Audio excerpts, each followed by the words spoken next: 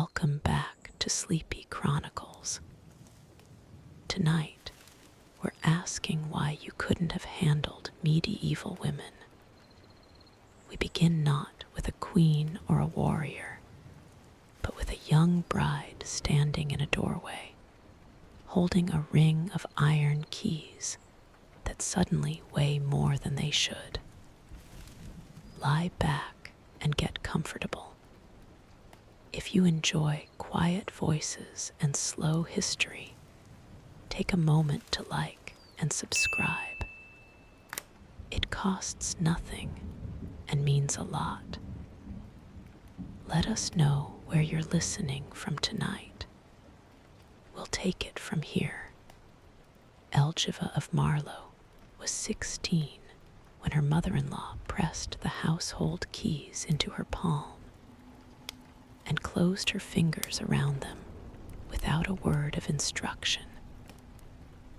That was the whole ceremony. No manual came with the keys, no gentle onboarding period, no one standing by to answer questions. From that morning forward, the grain store, the ale cellar, and the locked chest of linen belonged to her judgment alone, and everyone in the house would eat, drink, or shiver according to how well she used it. It is tempting to picture medieval mornings as peaceful. They were not. Before the sky had fully lightened, Elgiva's hands were already raw from well water, coaxing a dying fire back to life.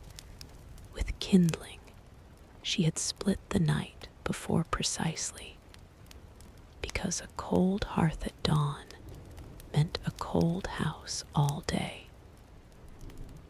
Modern people misplace their phone charger and call it a crisis. Elgiva misplaced nothing, because nothing in her house had a spare. None of this labor was separate from the running of the estate. It was the running of the estate. Every bucket of water, every loaf timed against the rhythm of the oven, every child herded away from the animals was a small act of management, repeated so often it stopped looking like management at all. History remembers the keys. It rarely remembers the 100 daily decisions that justified giving them to her. Across the village, in a narrow house that smelled of dye and damp wool, Ozith of Thorncombe ran a business that her husband's name happened to hang above the door. Her hands were stained faintly blue at the knuckles, permanent evidence of years spent testing dye batches before a single bolt of cloth was risked on them. While he wove, she negotiated with the merchants who bought the finished cloth, tracked which customers still owed for last month's order, and decided which colors were worth the extra cost of imported dye. Imagine running a shop where the entire inventory lives only in your memory, and one bad guess about wool prices could cost your family a winter's rent. Ozith carried that risk quietly, without ever writing a figure down. Today, an entire industry of apps exists to remind small business owners which invoices are overdue. Ozith simply never forgot in the first place. Calling this helping undersells it badly.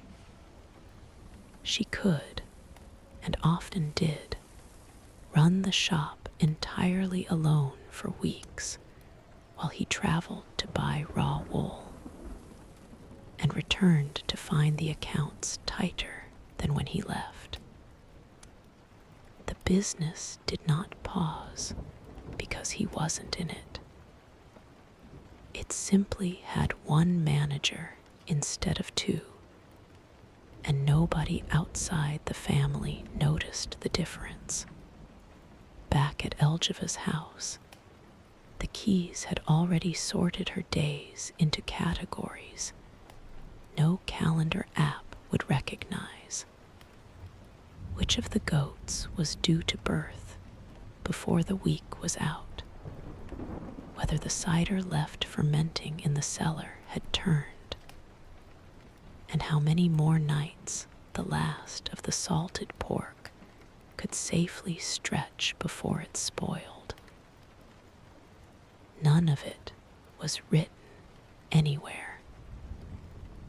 All of it had to be right, because being wrong meant someone went hungry, and hunger did not accept apologies.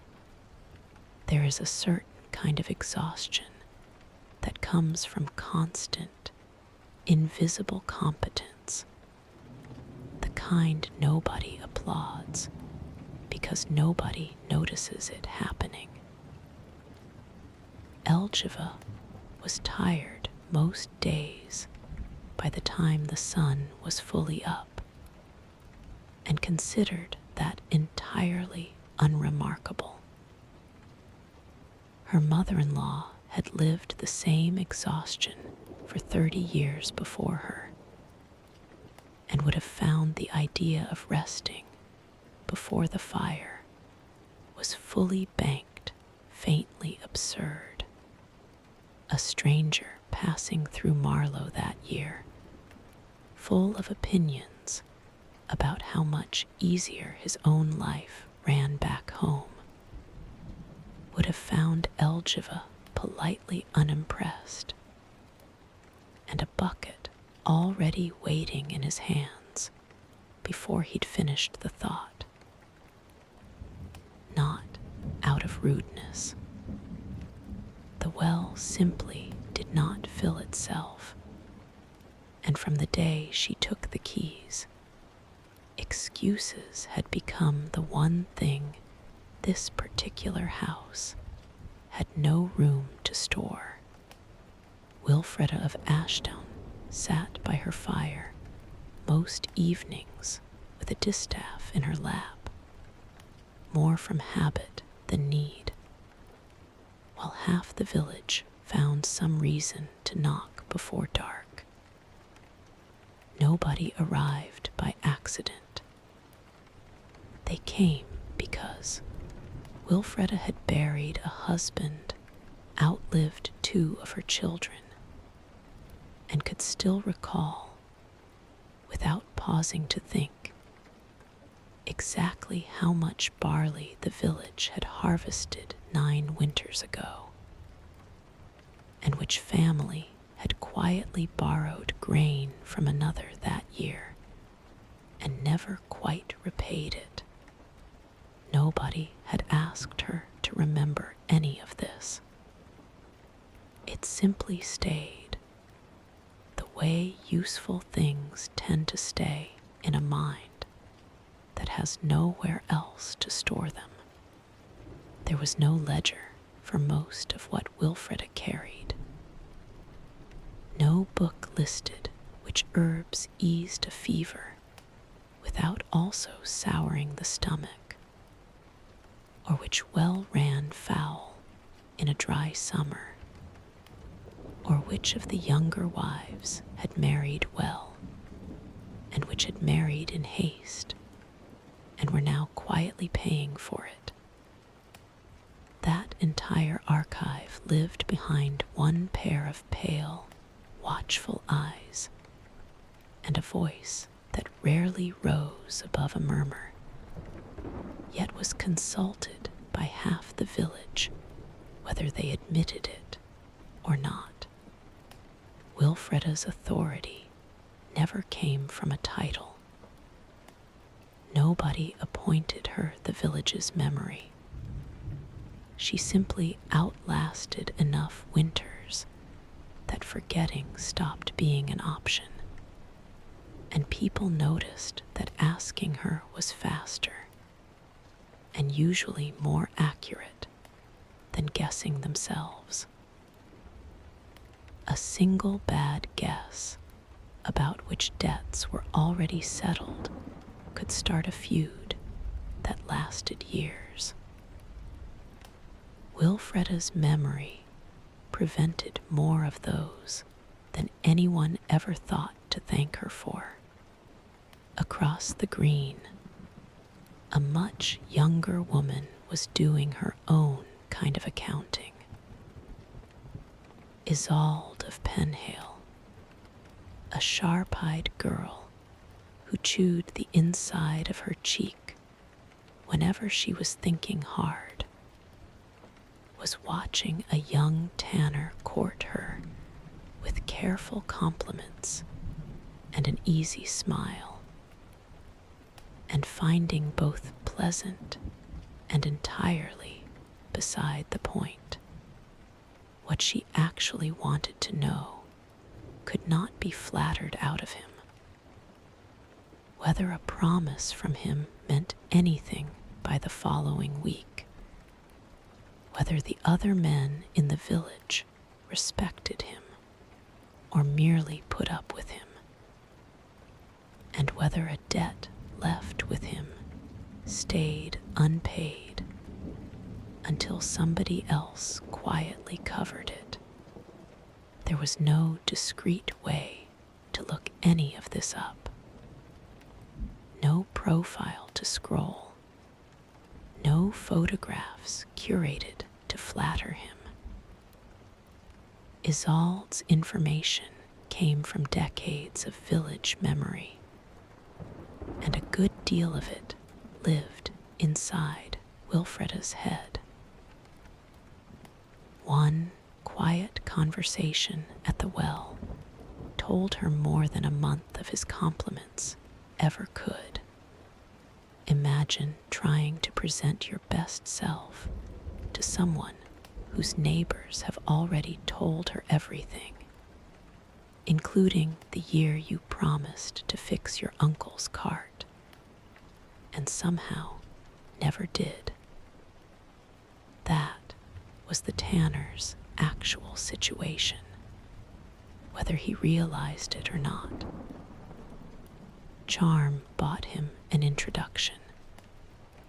It bought him nothing else, because Isolde had already decided that a pleasant voice and a reliable one were two entirely different qualities, and only one of them mattered once winter arrived. None of this came from suspicion.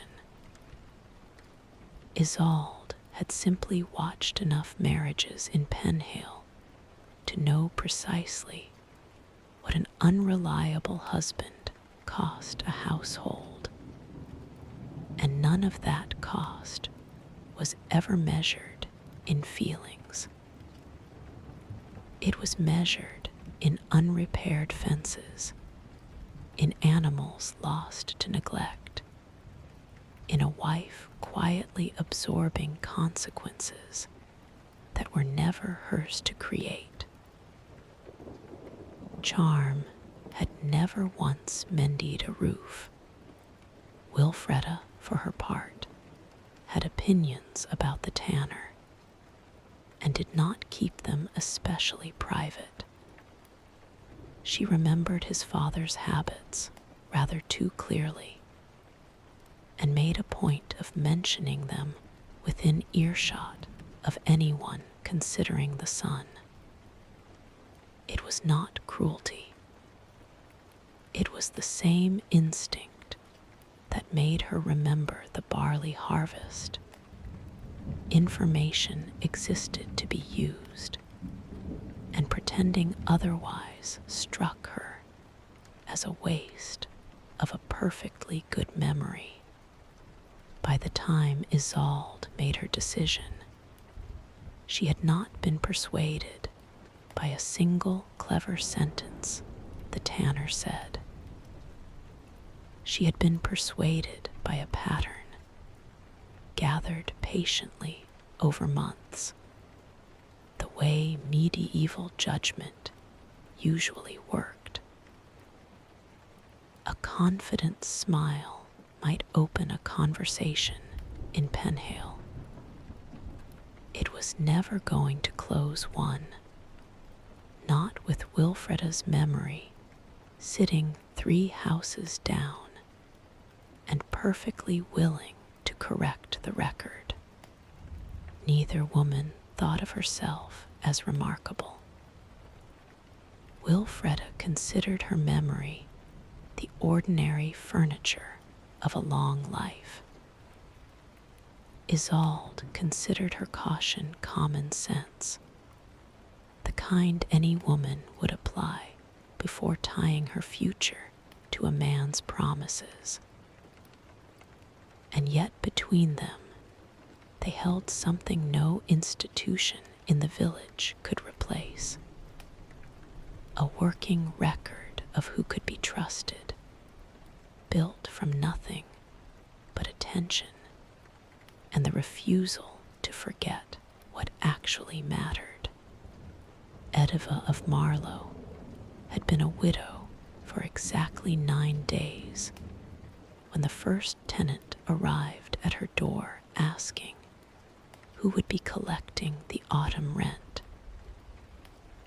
She had buried her husband on a Tuesday, and by the following Tuesday, the farm was still expected to run precisely as if nothing had happened, because the animals did not observe mourning, and the harvest cared for no one's grief.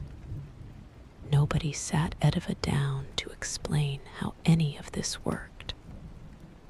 There was no transition period, no gentle handover of responsibilities. Her husband had kept the accounts of which tenants owed what, but he had also, without either of them quite planning it, mentioned most of those figures aloud over the years, while she managed the house around him, her hands never quite still, always sorting wool or turning bread dough, even while she listened. It turned out she had been listening the entire time, and now that listening was the only ledger the farm had left. Nobody in the village seemed surprised when Ediva simply continued. Rent was collected. Disputes between tenants over a shared fence line were settled, mostly in her favor, because she remembered exactly where the original boundary had been marked. Modern households panic when the one person who knows the Wi-Fi password is out of town for a week. Ediva's entire farm ran on information that had lived in only one head to begin with, and that head had simply kept working.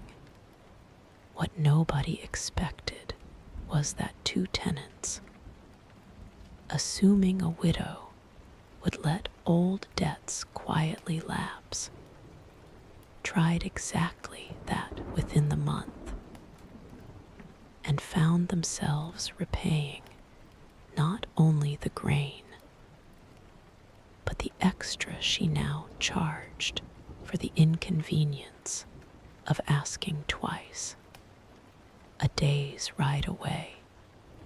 inside a smaller and considerably more anxious castle, Lady Rohys of Clifford was watching an enemy force settle into the fields below her walls with the unhurried confidence of men who expected to be fed by someone else's grain within the month.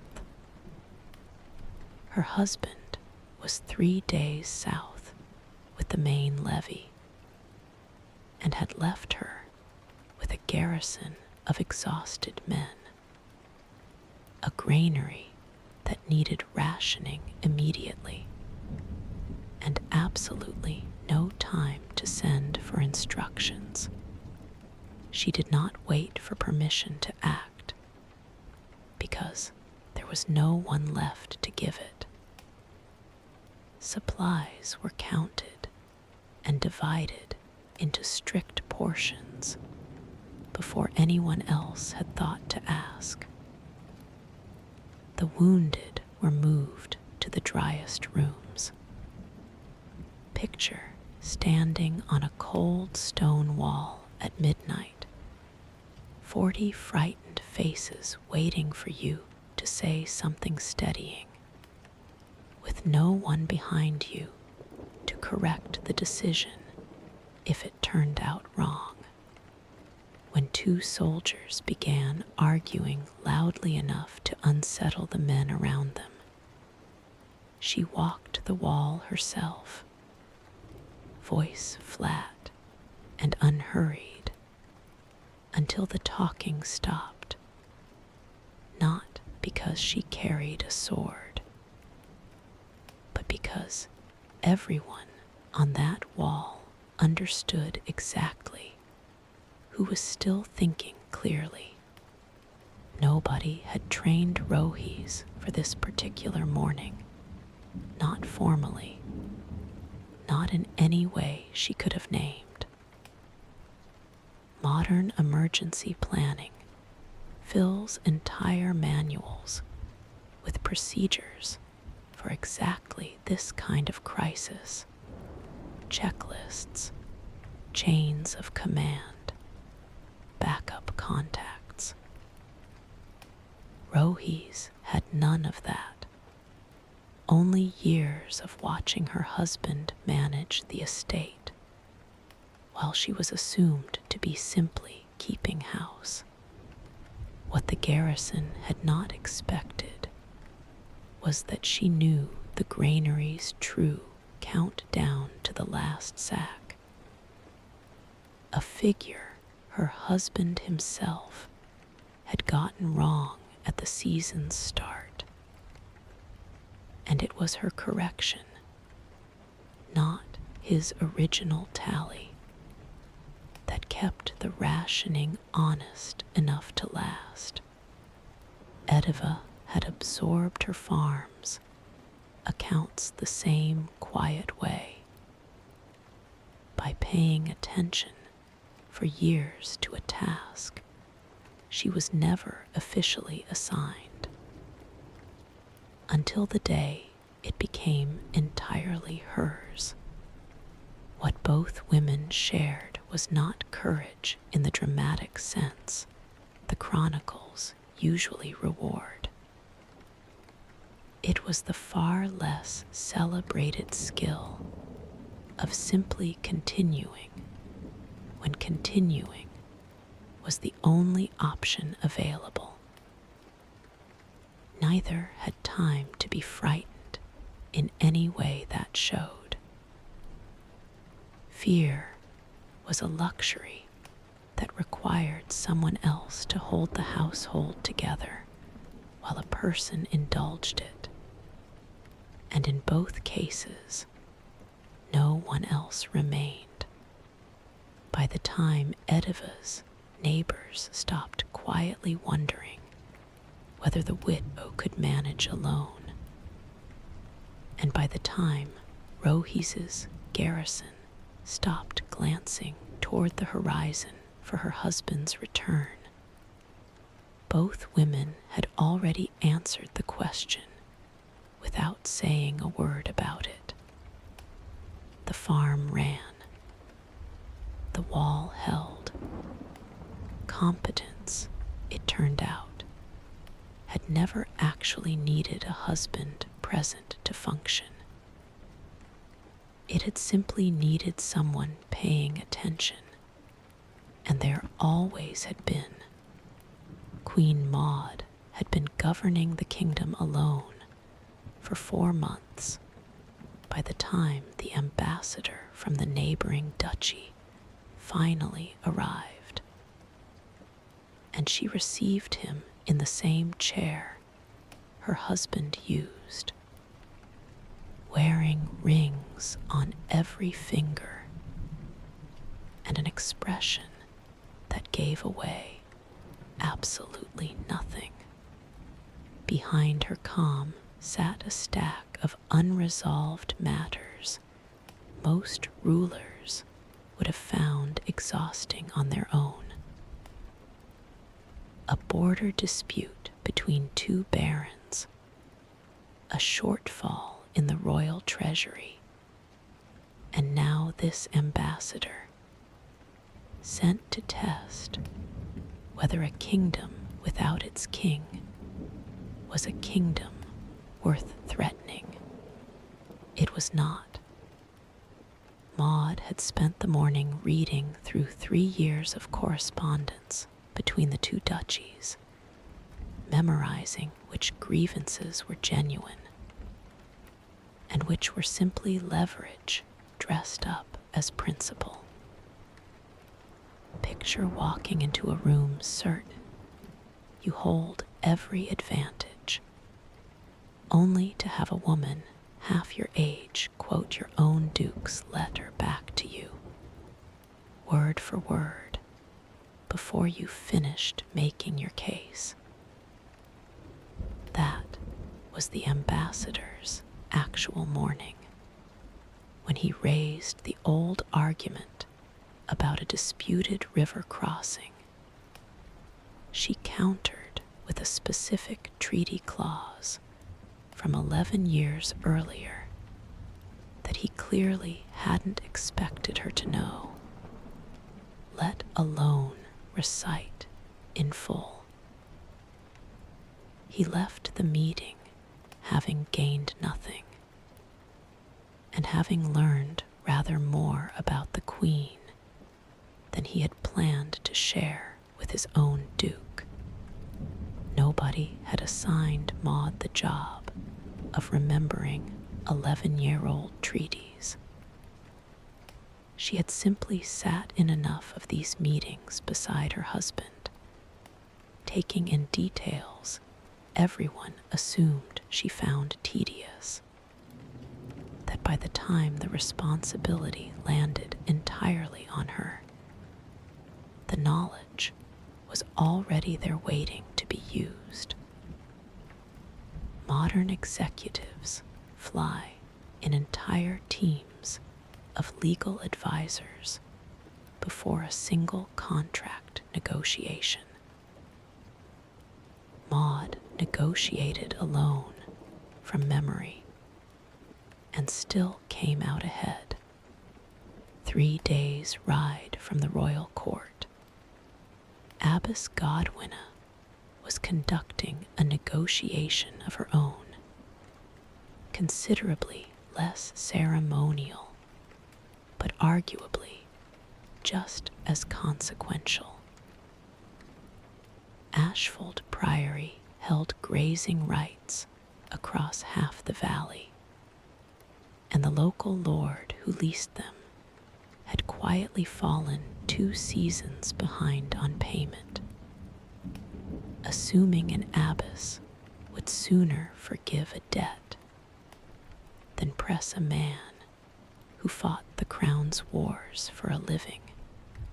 Godwinna's sleeves were permanently stained with ink at the cuff from decades spent balancing the priory's accounts herself rather than trusting them to a clerk.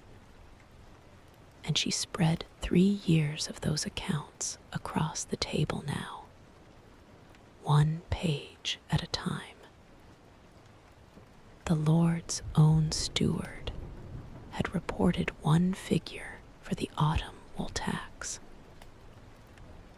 Godwina's ledger showed another, smaller by a third, and she had the original weighing receipts to prove which number was honest.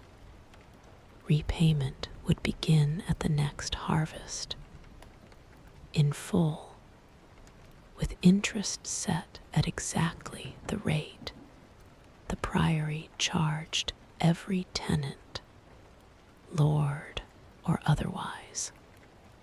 The lord agreed almost immediately, and not out of piety.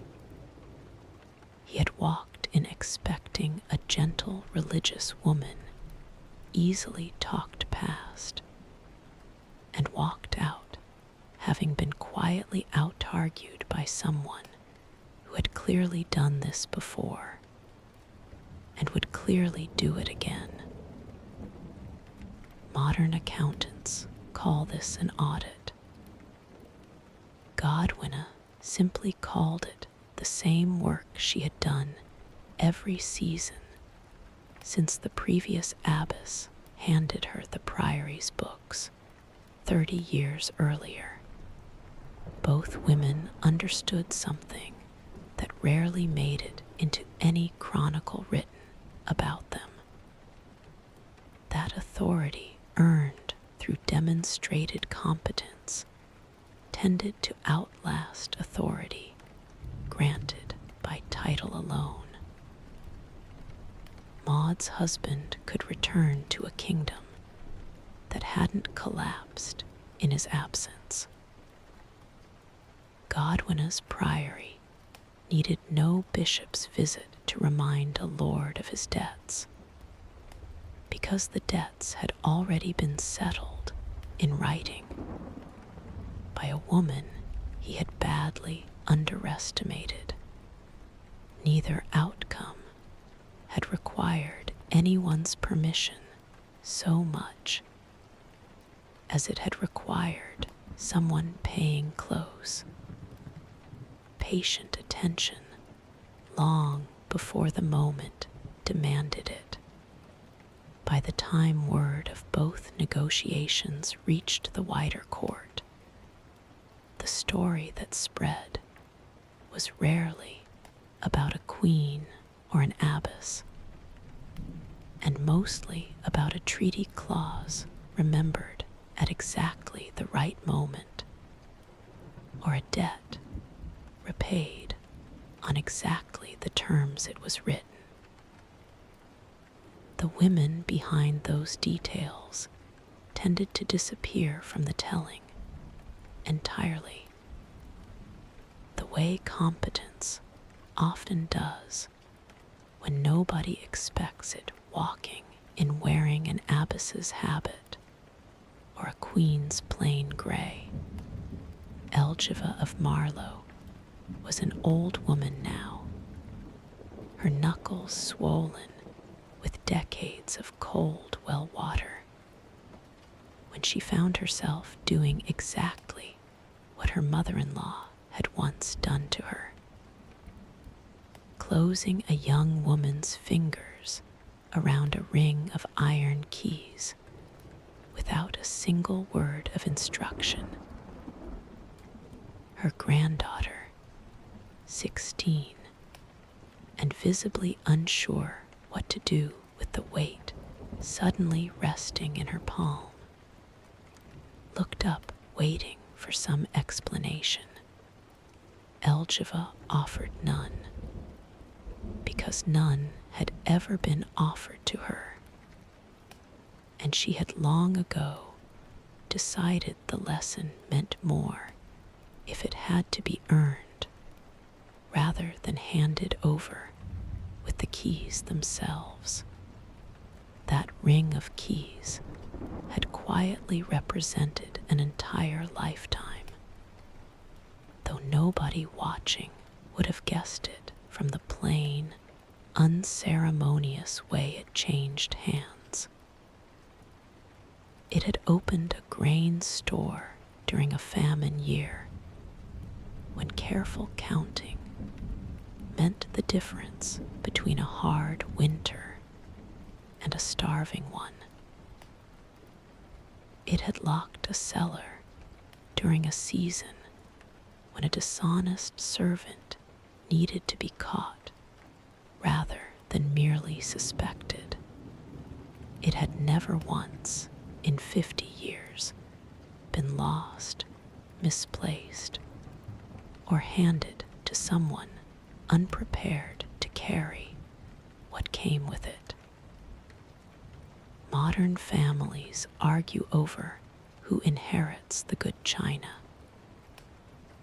Elgiva's family understood, without ever discussing it aloud, that the keys were worth infinitely more than anything they could unlock.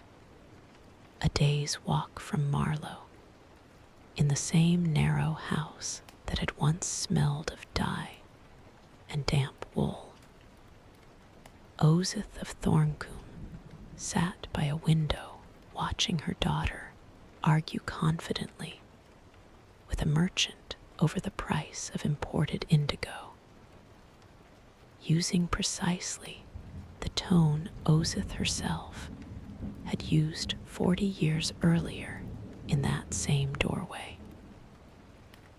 Ozith's hands, stained blue at the knuckles for so many decades that the color had become simply part of her skin, no longer did the negotiating. They rested folded in her lap while she listened, and she found herself unable to correct a single thing her daughter said. No lesson, no ceremony, no sat-down conversation had taught either daughter any of this. There had been no manual explaining how to judge a merchant's honesty or read a customer's hesitation before it turned into a complaint. The daughters had simply watched, the way Ozith had watched her own mother decades before that, absorbing a trade the way children absorb a language, without ever noticing the exact moment they became fluent. A modern business might spend months training a new manager. Ozith's daughter had been training her entire life without either of them calling it that. There is a peculiar kind of pride that comes from becoming unnecessary, and both women felt it now in their own quiet ways. Elgiva no longer carried the keys, and the house had not fallen apart without her hands directly on them. Ozith no longer haggled over dye, and the shop's accounts remained, if anything, sharper than they had been in her own best years. Neither woman mourned this. Both had spent a lifetime making sure exactly this moment would eventually happen, and watching it arrive felt less like loss and more like a debt finally, quietly repaid. If you had spent this week the way these women spent nearly every week of their lives, hauling water before dawn, negotiating prices without a single written figure to check, remembering 11 small obligations that nobody wrote down anywhere, and being entirely, unglamorously right about most of them, you would understand something that no fairy tale about a woman waiting patiently at a castle window ever quite captured. She was never waiting for anyone. She was running the household, the business, the farm, sometimes the entire kingdom, and doing it so consistently well that history eventually mistook her competence for silence, simply because nobody thought to write it down. That, in the end, is the quiet joke sitting underneath everything we've walked through tonight. We call medieval women fragile because the stories that survived were written by people who rarely watched what actually happened in the kitchen, the shop, the besieged castle, or the quiet room where a widow settled a dispute nobody else wanted to touch. The women themselves were far too busy keeping everything standing to correct the record. They didn't need to.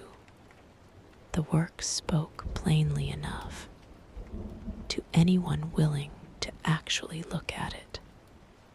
Lie back now and let the picture settle. A ring of keys passing from one steady hand to another, generation after generation, never once dropped. Let your shoulders soften into the mattress, the way Elgiva's did each night once the fire was finally banked and the house had gone quiet around her. There is nothing left for you to manage tonight. No accounts to balance, no wall to walk, no grain to count before morning.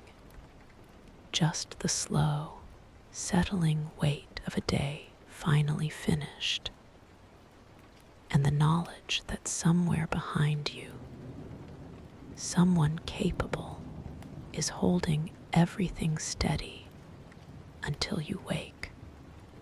If tonight's journey through the lives of medieval women helped you drift toward sleep, consider leaving a like and subscribing before. Your eyes close all the way.